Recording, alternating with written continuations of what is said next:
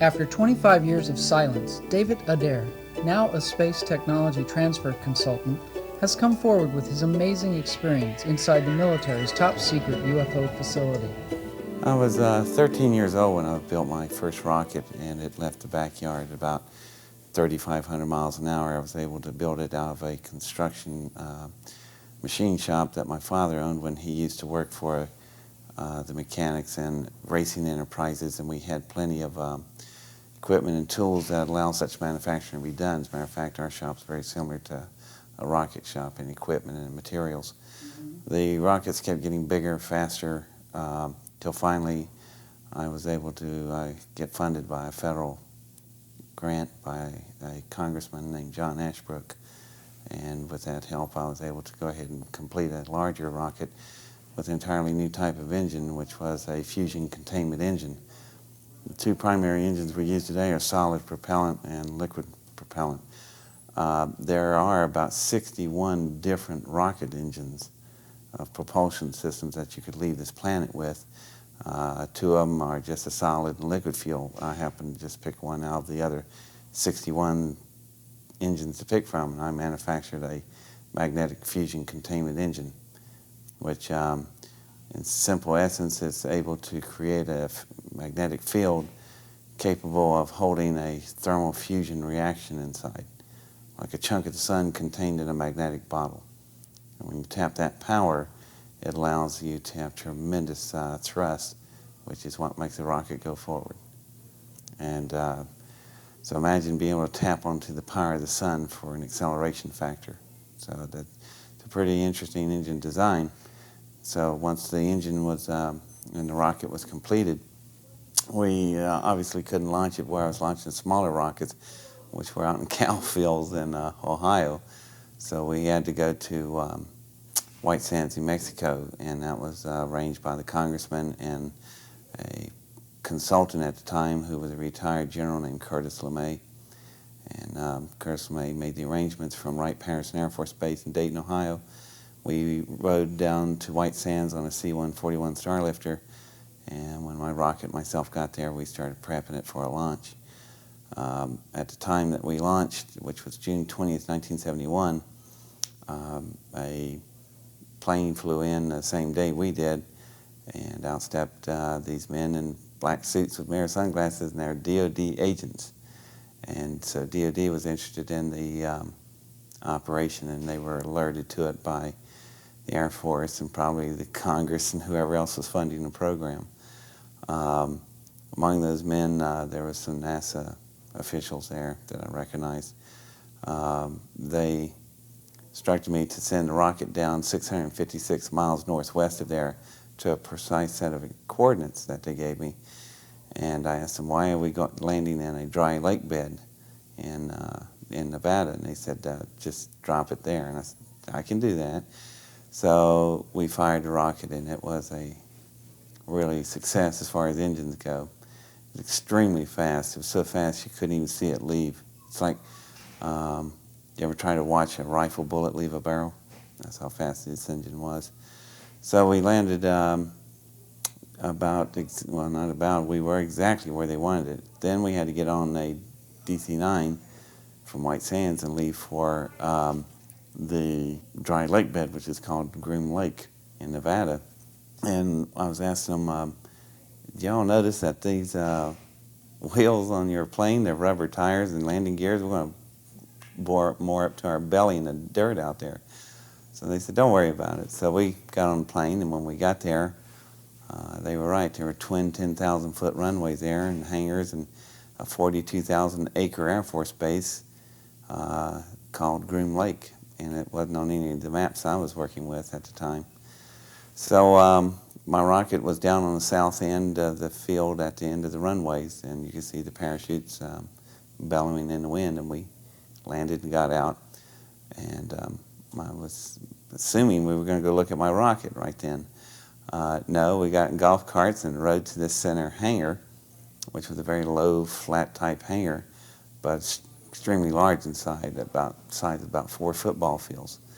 So we pull in there and stop in these little golf carts, and we're just sitting there, and I'm going, well, that hangar's empty. I thought, this is interesting, you know. And then in a few minutes, little yellow and red lights came on flashing, and then out of the ground, or out of the floor, come these little rails with chains on them. They came up around all the doorways, and then the entire floor dropped out from under us. It's an elevator. We went down about 20 stories, and what was interesting about this elevator is normally you have chains that drops these things. Huge worm screws were lowering the platform down, which allows it to carry extreme weight. When we got down there, there was a lot of various aircraft and workshops and offices and such that was off of the main bay. And then off of the main bay were smaller but still rather large work bays. And in the work bays, we went down to one that had something sitting in one of the big workshops. So we went and they opened the doors, we went inside, and the room was lit up like if you ever seen a car sitting in a paint booth. You have horizontal lights running the whole length of the room, and they arc like a rainbow all the way over. The reason being, like in a paint booth, it casts no shadows. So if you're spraying a car, if you see a run and your shadow's hiding it, you'll put a run in the car. So this was the same reason. It's a good laboratory to do it that way. That means that it's casting no shadows, so whatever you're working on, you can see it without being interfering with the light. And that was the first thing that's different about the room. They pulled the big covers off this thing, and it was interesting. It's an engine that's about the size of a school bus. And this engine is pretty much a much larger version of the thing I built. It's also an electro-magnetic fusion containment engine, but it is sophisticated and it is powerful. I would have to compare mine to it. Would be like I had a Model A and this thing was a Ferrari. I mean, it's just tremendous, powerful difference, but we both were of the same engine breed. And this one had been damaged right in the center of the core. In the type of configurations we build, we have dual particle accelerators that cause the fusion reaction. Right in that center of these accelerators is an area that I call the eye of the hurricane, and it's like an infinity pattern, figure 8, and right in the center, it's quiet there on a matter of conversion area. So then this particular engine was a hole there about 4 feet in diameter, and that was the first thing I noticed. They asked me to look at it and describe to them how I thought the thing functioned. And I asked them, you know, how come I'm telling you about your engine? And they said that the engine was recovered in a project they was working with, and they wasn't sure how everything functioned on it, and personnel that were available that work on that was not available anymore. And they said if I could just help them out a little bit.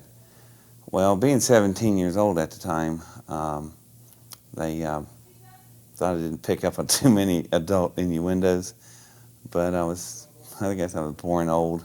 I knew exactly what they were doing. So I said, fine, you know, yeah, I'll be glad to help my country, you know. Yeah. So we play along, and I asked them, can I walk up to it?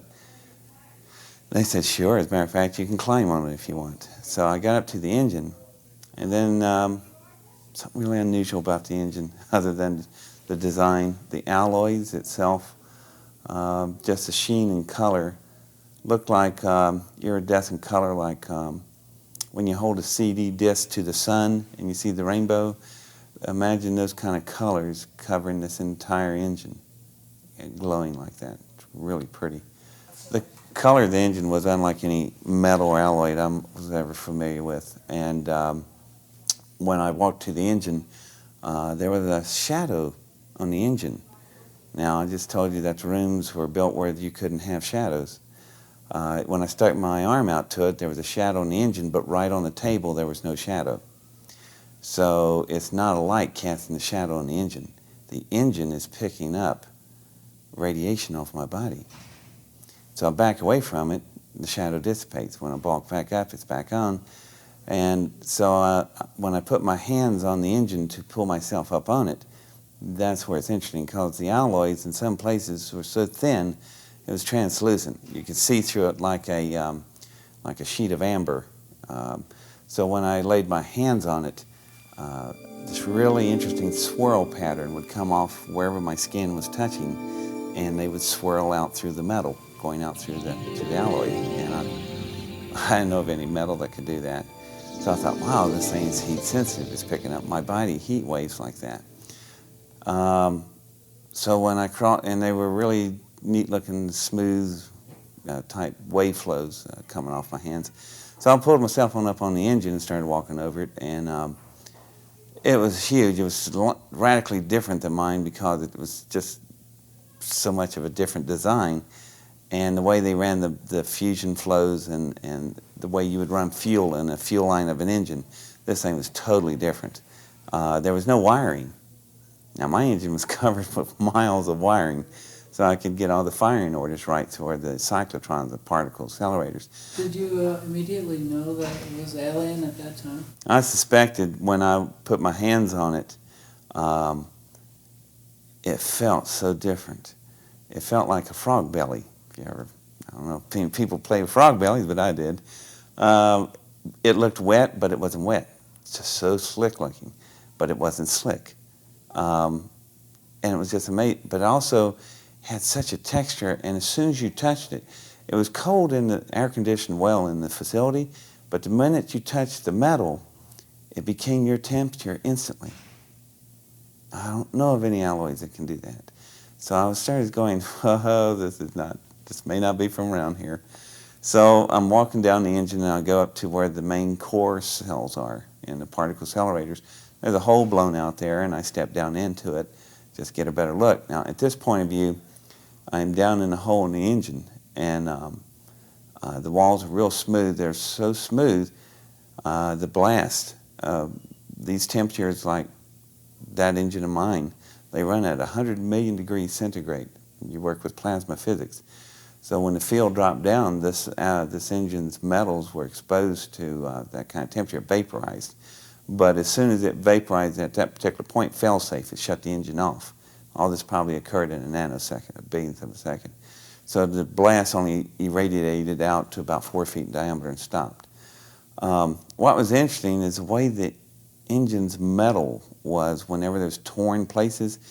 You could rub your hands over the torn areas that are jagged, but they wouldn't cut you because they're so smooth. It's more like flesh being torn rather than metal. Well, when I come up, stood back up on top of the engine, I knew, looking at some of the interior parts of it and the way it was constructed, I had enough of what was going on. So I turned around and told them about this firing system here. And they were going, yeah, where is the firing system? And I started to tell them that because I finally figured out what this thing was doing. But then I said, well, why am I telling you about your own firing system if all this is yours and you got, this isn't from here, is it? Matter of fact, it ain't from around the area, is it, boys? And they started getting upset. I said, let's do some assumptions. This is an engine. I'm assuming it came out of a craft, a big one, by the size proportional differences, probably 300 feet plus, you know, the length of a football field. Well, therefore, it's got occupants. What in God's name have you done with them? Well, that was the wrong thing to say, because they are up on the engine coming after me, and it's time to leave. Well, when I bend down to get off the engine, I put my hands back on the engine. Something interesting. Instead of the nice, smooth wave lines, they would now look like small tornadoes coming off all my fingertips, moving through the metal. And I pulled my hands back, put them back on. There they were, but they were starting to calm down a little bit. And then I realized what this thing was. They grabbed hold of me, the Air Force guys did. We got back in the golf cart and we were riding back up to the surface. And I was sitting there thinking, I just realized what this engine is. It's a symbiotic engine. The engine is alive. It is an engine that's capable. The reason they couldn't figure out the firing order is that the tubing that was cascading all over its body looked like the same pattern you would have from a brainstem of a neurosynaptic ordering firing order. So what's happening is when the pilots sit down in their seats, their thought waves drive the engine. When I first touched the engine, I was curious and awed by it. The wavelengths were smooth off my fingers. When I was getting off down from it, I was totally angry. The engine was not picking up radiation heat waves, it was picking up mental thought energy. That engine is capable of a symbiotic relationship with the pilots. Did you tell them that? I didn't tell them squat. That's why they couldn't figure out the firing order. They said there was no wiring or circuitry. No, the pilots' brains are the wiring and the circuitry. The engine needs them in order to do all of its functions. In return, the pilots know exactly what the engine feels and how the spacecraft feels. The entire craft is probably symbiotic. Now, before you sit there and blow this off like it's just a bunch of science fiction, let me bring you up to date here to current events. I just left Princeton University. There's a Dr. John up there, Robert John, and he runs the Pear Research Institute. They have a contract from McDonnell Douglas, you ever heard of them? Small aerospace company, to build mental shielding for firing systems on the new F-22 fighters. So people are going, what's that got to do with things? Pilot comes home at night, catches his wife in bed with another man. He's having a bad day. He's now got to go fight a fighter that is so sensitive. When he straps on his helmet, just like the Apache helicopter, you turn your head this way, the gun mounts follow your head. This firing system now links to your brain. Foxfire, Clint Eastwood. Where do you think the Hollywood's getting their ideas? McDonnell Douglas is under construction building a symbiotic relationship firing control system. Where did they get their idea? I wonder. Could have been back in June 1971, and God knows how long they've had this engine. However, it's reality. We have symbiotic engines in aeronautics. We're moving into that area right now with the F-22 and beyond, with our future fighters. So, which is science fiction, which is science fact? Where does it start and end? You can't tell anymore. When we got back up to the surface on the golf carts, there was another problem developing. I already knew that if they could hold this kind of information back, there's a lot of other things going to happen. I also knew my rocket was gone because I built it under a federal grant. They were going to take the rocket. Well, that bothered me enough, but the other problem was something they were talking about that while I was standing there being a child, they're not paying attention. And that's when I first heard the terms first strike. And I'm going, what is first strike? And then I started thinking about it. That's June 1971. We're in the throes of Vietnam War. We're in the pitched battles. Wasn't long after My Lai had occurred. We just bombed the Dickens out of Cambodia because the Soviets were supplying weapons to the north. We wanted to do surgical nuclear strikes. General Westmoreland did. And the Soviets said, you fire one of those off and we'll go to global thermal nuclear war. The only reason we didn't attack each other was MAD, M-A-D, mutual assured destruction. So the only way to win MAD is first strike. Whoever gets there first wins.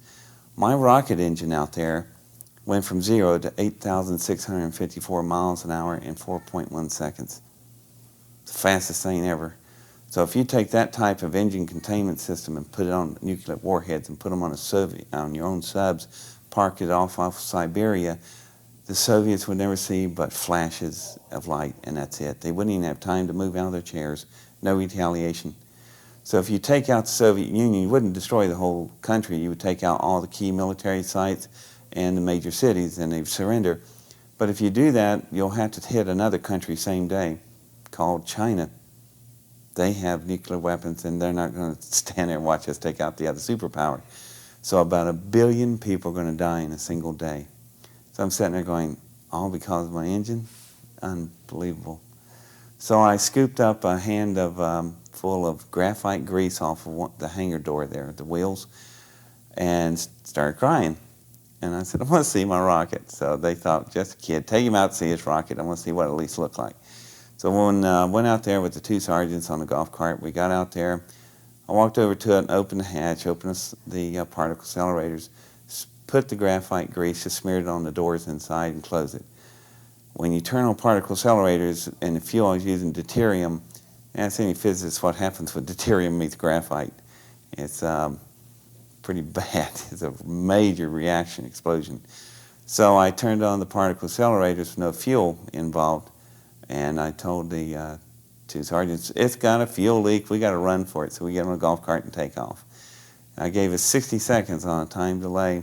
When we engaged, it exploded. It blew a hole the size of a football field out there. There's nothing left. Now they have no rocket. Now they have nothing to work with, but they got this kid. So I was told I'm going nowhere for the rest of my life, and it was scary. They threw me in a room and kept me there for about 10 hours.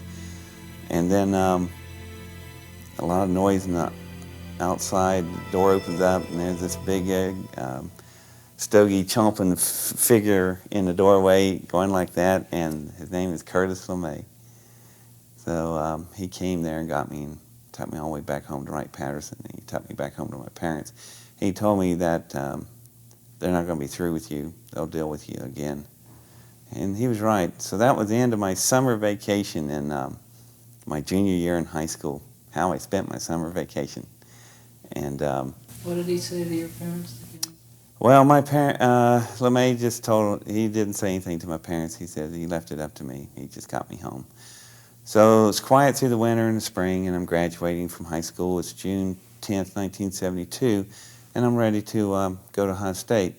All of a sudden, I'm shaking hands in line, and I get hold of this one line, and I turn around and I got hold of this guy's hand, and it is a DOD agent from Groom Lake, right there in Centerburg, Ohio, and he slaps this paper in my hand. I read it. It says, "Greetings, I'm drafted," and they throw me in a car. My parents are hollering, and nothing they can do because I'm now property of the United States government. It's called conscription, buddy, and you're gone. So after about 3 hours, I'm back. I was on a plane. Ended up at Langley, Virginia, home of the CIA, and more fun activities. What they wanted was the engine to be rebuilt again. And we had to work out some compromises. I ended up spending 10 years in the Navy. I never did build the engine again. That was the last thing Curtis LeMay told me to do. He said, never build another rocket as long as you live. You might make it out of here. And he was right. So instead, I agreed to build jet engines. So I was a jet engine designer and technician in the Navy, and worked on the Tomcat and the E-2C Hawkeyes and other various aircrafts. And so it became an interesting career. After 10 years, I had enough of that, opened up a private consultant business, and I've been doing space technology transfer, where we transfer technology from the space program into commercial applications. I've been doing that for the last 17 years. So I can take you around the Earth 8 times as fast as you blink your eyes. That's the capability of this type of propulsion. How is this type of propulsion? How did you come about this type of propulsion? Oh, God. Yeah, well, this is not the place to bring that up, I guess. Dreams. It all came in dreams, all the mathematics, everything. I was working quantum physics when I was 7. I was born with it. Yeah. So now you know how all this stuff works. When I got to a certain point, though, the mathematics were too difficult to achieve, mainly because there was no computers available. I mean, handheld calculators didn't come out 10 years later. You know, the only thing I've got, I have no fax, no modems, no email, no laptops, floppy disks, hard drives, none of this stuff existed. You had a pencil, a piece of paper, and a slide ruler, and chalkboards all over the buildings, and your brain. And born with photographic memory, I was able to contain great amounts of what we call algorithms. I met somebody else later that could help me with that when I was building this big rocket. I ran to the end of my mathematical capability, and my high school science teacher came out to my lab where I was at work all the time. He looked at these writings. He borrowed some of them, made photocopies, and gave mine back. Took the photocopies, went to Ohio State University. Everybody in the physics department's looking at this going, where did you get Stephen Hawking's work in his handwriting? Or, you know, it looks personal handwriting. And now it came from this 15-year-old kid building these rockets out in these cow fields. So they mailed the stuff to Cambridge, England. And let's see, that was June 71. In July 1970, I went to Ohio State University with my science teacher. July 1969. And this little frail guy was sitting in one of the big academic classrooms. And I walked in, I saw these equations on the walls, and I went, "Who's messing with my work?" You know, and the little guy stands up, "Indeed." I went, he says, "It's his work." And I went, yeah, oh, I guess it is. Besides, it's not going to work down on that side anyhow, pointing to that part of the room on the chalkboard. And he goes, "How so?" I said, "Well, walk over and, start erasing it. Wait, it works like this." So he looks at it, and then he goes, "How do you validate that?" I go, "Rocket engine." And he's looking at the equation, his back is to me, and he goes, "How you get all your information?" I went, "Comes in dreams every night consecutively." So he drops his chalk, and he turns around, and I figure, end of conversation, good, I'm busy, I need to go home anyhow. I start to head for a door, and he goes, "Wait a minute." He goes, "We dream on the same wavelength. All my stuff comes to me in dreams. Therefore, we are brothers. Have a seat." And his name was Stephen Hawkins. So we worked out some math that allowed me to achieve the... See, we're working on parallel mass. There's only one thing that can swallow and control a fusion containment explosion. That's a black hole. It swallows the sun. What is the sun? Billions of H-bombs going off. So anyway, that was how I got help with on the mathematics of that. But the way the engine works, it's on the same principle of a balloon. You blow up a balloon, release it, and it goes around the room. The air escapes out the nozzle, pushes the balloon forward. Well, the same principle with this engine. When you open up the one end of the field with a plasma beam to open up the particle chambers, you're going to get all this matter flowing out. The matter is moving light. So Newtonian law takes over in space. For every action, there's an opposite and equal reaction, just like the balloon. When this engine turns itself on, eventually the vehicle is going to catch up with the speed of the exiting matter out the tailpipe. How fast is it going? 186,000 miles a second, speed of light. This engine's capable of light speed. And we had it in 1971. So.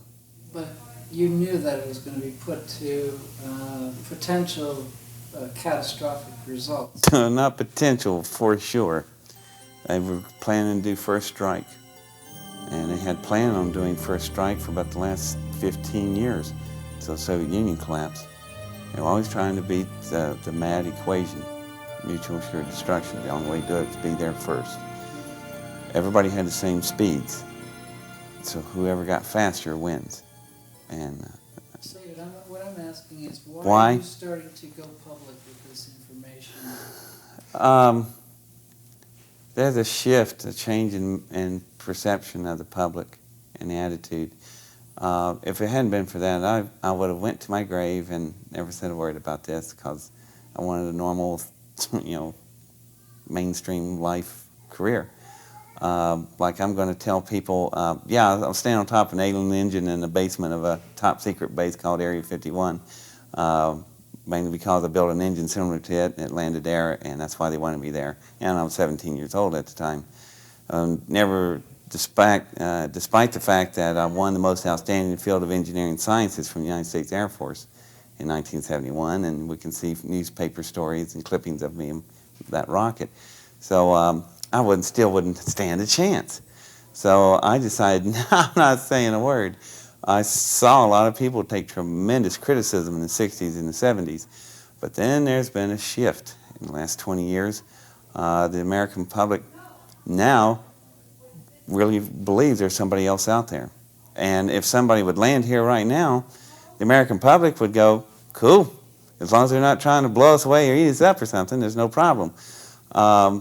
What they will be a problem is that if the federal government's caught lying, which I know they are lying, they've been lying for probably since 1971 that I know for sure, So if they've been lying, then Roswell is very likely it's true. So they've been lying 50 consecutive years and probably much longer than that. The engine I saw did not come from the Roswell crash. The engine I saw was as big as the Roswell craft. So this is something even bigger. So another one. So how many do they have? How much they got? You know, that's where the real problem is. Who shot King? Who shot, you know, Senator Kennedy? You know, and JFK. If they're lied this much to us, that's where the danger is. Is that if it comes out, it's not so much as the public's going to panic that there's alien life out there. No, it's going to be anarchy because people are going to be so ticked off with D.C. for lying so many years. That is what the government fears. They do not fear you being violent hostile about aliens landing and we're going to go crazy. No, they're going to freak out because they're going to be caught in about a 5-decade lie. And that's why they put out the most ridiculous story. Yeah, we take these dummies and drop them from weather balloons. Honest to God, come on, y'all. Just the average guy working in a plant, making a living, trying to pay his bills, raise his family, he's going to look at that and go, yeah, right. You know, and the polls are showing that. So that's why I said it's pretty safe now to say something. Not only that, people made Independence Day, the movie, and they were talking about Area 51, and I was looking at it closely, and somebody in Area 51 talked to the people who made the movie because they were at the dimensions, the way the walls were shaped, there was some stuff they missed, but it was correct. So I figure if they can let that out, and they're still here, and then the attitude shifting, it's just one thing after another. The public's attitude, perception. I can come out forward now and take the heat from critics, but I couldn't take the heat from the general public because you just got to live with them. Critics are always going to be there. They'll be there like gravity. You can depend on it. But that's not the problem. Do you think the aliens are making themselves more apparent? Well, when I testified to a joint session of the Senate and Congress in April for CSETI for Dr. Greer, we've got right on to that. And my question was, is somebody coming to dinner? And it's not Sidney Poitier, is it? You know, it's possible if they have cut a deal with somebody, another race or whatever, they could have reneged on the deal, and they may be en route to meet us, the citizens of the planet, in person. So the government's in a real pitch panic because what are you going to do? No, you can't come here. How are you going to stop them? And on top of that, they're going to be caught in major lies. So they looked real panicked about this situation. You know, I've been sitting on this thing for 27 years, and I didn't bother saying anything. And Dr. Greer with CSETI was able to get a hearing set up, and he hammered me for 2 months to finally, the week before the testimony, I finally said, I'll go. So the fact that he could get that established where he was at, Independence Day, shift in the general public's attitude, by the time you add all this stuff up, it comes out to equal time to talk. The briefing was set up by Dr. Greer with CSETI, which I think is the Center for Search for Extraterrestrial Intelligence, and he's in Asheville, North Carolina. And he's a MD, an ER doctor. And Dr. Greer is a very intelligent man. So he had set up a meeting for Congress he had set up within the political structure and framework to run the UFO question right through the normal channels, which all 3 years I've been watching stuff, and he's the only one that got that far, and I was pretty impressed with it. So I finally decided to jump in there. He had 12 other witnesses besides myself, and we all testified to him at that time. And there was about 300 people there. There was a lot of staff there, but there was a lot of senators and congressmen. I recognized some of them. Some of them I'd known before anyhow. And we got in some serious discussions at the time. The next day, we were supposed to talk to the press. The other 12 were allowed to talk to the press. I was not allowed to talk to the press. Not allowed by who? Steve Greer asked me not to talk to the press. And I think he was absolutely right at the time. Because he thought, hang on, guys. He likes you. He does. It's because I'm so sweet. It's the makeup. Right. So I think Dr. Greer was right for holding off, keeping me back a little bit. The reason being is that I was too much for the press to get into right then, because he's got more hearings, more strategy he's got to work. So we talked about that later, and we had a little bit of misunderstanding at first there, but we got it straightened out. But I agree with the way he's doing it, because there's more testimony and more things I can produce later. And so he's aware of that, and we'll wait for it. So that's pretty much after I did the testimony, I flew home after that. When I agreed to testify in Washington, D.C., Dr. Greer told me that he has about 120 witnesses that are hardware contacts. That's really important, because there are other contacts that people just see radar images and lights and lock on and such. Well, when we got there, the 12 witnesses he had, they all saw radar images and confirms and lock on, and they chased them on ground radar, on-board radar and planes, which to me in the mainstream world, that's pretty darn exciting right there. But I realized I was the only one that had hardware contact, and I need somebody else, because if not, I am alone in a category by myself, and I really wasn't ready for that. So I was waiting at the last minute. If I had to, I may have not testified. But there was a lawyer in front of me. His name was Steve Lufkin, and Steve's story was that he was 18 years old in 1960 in the basement of the Pentagon. He was an encryption soldier, officer in the Navy, or in the Army, and their job was to break codes. And his senior staff guy walked in and laid down 3 pieces of metal, and one of them was about a foot long, had writings and hieroglyphics on it. And they tried to decipher it, and they couldn't, because they didn't have a Rosetta Stone or anything to work with. So while he was saying that, I was going, oh, great. So I start writing all this stuff down. And I hand Steve the paper, and Steve looks at the paper and goes, and like any good lawyer under testimony, he goes, I swear I've never met this man before. And I thought, great. So when I got up, what rattled everything was he had about 12 different emblems, and he remembered them. I hit all 12 emblems. So the way I told the Senator in Congress, I went, how could I do that? Simple. I was standing on top of the engine that piece of metal came from. As a matter of fact, there's about 98 different emblems on this engine. I was born in photographic memory, and I got them all. So if you like to see them, here they are. And they are interesting the way they were grouped in clusters, and they were on every single device that was a separate device. And I realized what they were actually. Not some great cosmic messages or anything. They're serial numbers for parts. That's how they figured out where their parts are. Just like us, we got to know where all these. After looking at the emblems, some of the emblems repeated themselves. There was one that had a very similar mathematical symbol of pi, but it was a modified symbol of it. And it would show up every time there was a curved radius.